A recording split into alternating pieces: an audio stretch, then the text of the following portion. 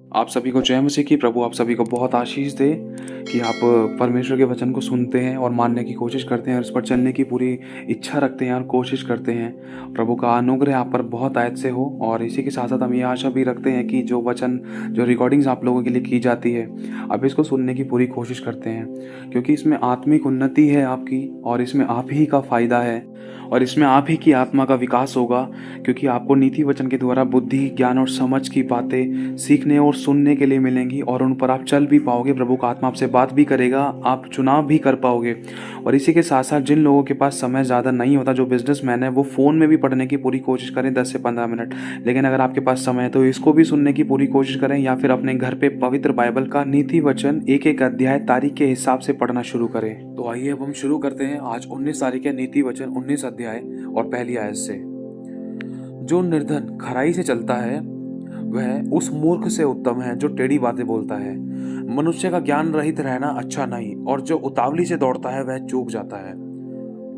मूर्खता के कारण मनुष्य का मार्ग टेढ़ा होता है, और वह मन ही मन में यहोवा परमेश्वर से चिढ़ने लगता है। धनी व्यक्ति के तो बहुत से मित्र हो जाते हैं, परंतु कंगाल के मित्र उससे अलग हो जाते हैं। झूठा साक्षी निर्दोष नहीं ठहरता, और जो झूठ बोला करता है वह ना बचेगा। उदार मनुष्य को बहुत से लोग मना लेते हैं, और दानी पुरुष का मित्र सब कोई बनता है। जब निर्धन के सब भाई उससे बैर रखते हैं तो निश्चय है कि उसके मित्र उससे दूर हो जाएं। वह बातें करते हुए उनका पीछा करता है, परंतु उनको नहीं पाता। जो बुद्धि प्राप्त करता है वह अपने प्राणों का प्रेमी ठहरता है, और जो समझ को धरे रहता है उसका कल्याण होता है। झूठा साक्षी, झूठा गवाह निर्दोष नहीं ठहरता, और जो झूठ बोला करता है वह नाश होता है।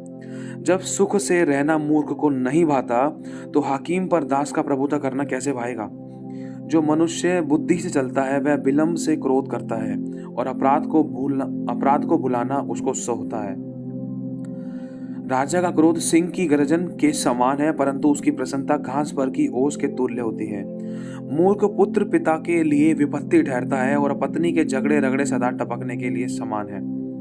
घर और धन पुरखाओं के भाग में, परंतु बुद्धिमानी पत्नी यहोवा ही से मिलती है।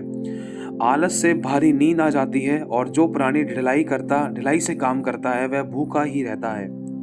जो आज्ञा को मानता है वह अपने प्राण की रक्षा करता है, परंतु जो अपने चाल चलन के विषय में निश्चिंत रहता है वह मर जाता है। जो कंगाल पर दया करता है, अनुग्रह करता है, वह यहोवा को उधार देता है, और वह अपने इस काम का प्रतिफल जरूर पाएगा। जब तक आशा है तो अपने पुत्र को ताड़ ना कर, जानबूझकर उसको मार ना डाल। जो बड़ा क्रोधी है उससे दंड उठाने दे, क्योंकि यदि तू उसे बचाए तो बारंबार बचाना पड़ेगा। सम्मति को सुन ले और शिक्षा को ग्रहण कर, कि तू अनंत काल में बुद्धिमान ठहरे। मनुष्य के मन में बहुत सी कल्पनाएं होती हैं, परंतु जो योजना यहोवा करता है वही स्थिर रहती है। मनुष्य कृपा करने के अनुसार चाहने योग्य होता है, और निर्धन जन झूठ बोलने वाले से उत्तम है। यहोवा का भय मानने से जीवन बढ़ता है, और उसका भय मानने वाले ठिकाना पाकर सुखी से रहते हैं, उस पर विपत्ति नहीं पड़ती है। आलसी अपना हाथ थाली में तो डालता है, परंतु अपने मुंह तक कौर नहीं उठाता। ठट्ठा मतलब मजाक करने वाला व्यक्ति जो निकम्मे व्यर्थ और हंसी ठट्टे वाली बात करता है, जब खुदा को मजाक में उड़ाता है। लिखा है, ठट्ठा करने वाले को मार, इससे वो भोला मनुष्य समझदार हो जाएगा, और समझ वाले को डांट, तब वह अधिक ज्ञान पाएगा। जो पुत्र अपने बाप को उजाड़ता है और अपनी माता को भगा देता है, वह अपमान और लज्जा का कारण होता है। हे मेरे पुत्र, यदि तू भटकना चाहता है तो शिक्षा को सुनना छोड़ दे। अधर्मी साक्षी न्याय को ठट्ठों में उड़ाता है, और दुष्ट लोग अनर्थ काम निगल लेते हैं। ठट्ठा करने वालों के लिए दंड ठहराया जाता है, और मूर्खों की पीठ के लिए कोड़े होते हैं। तो प्रभु आशीष दे आप सभी को। जय मसीह की।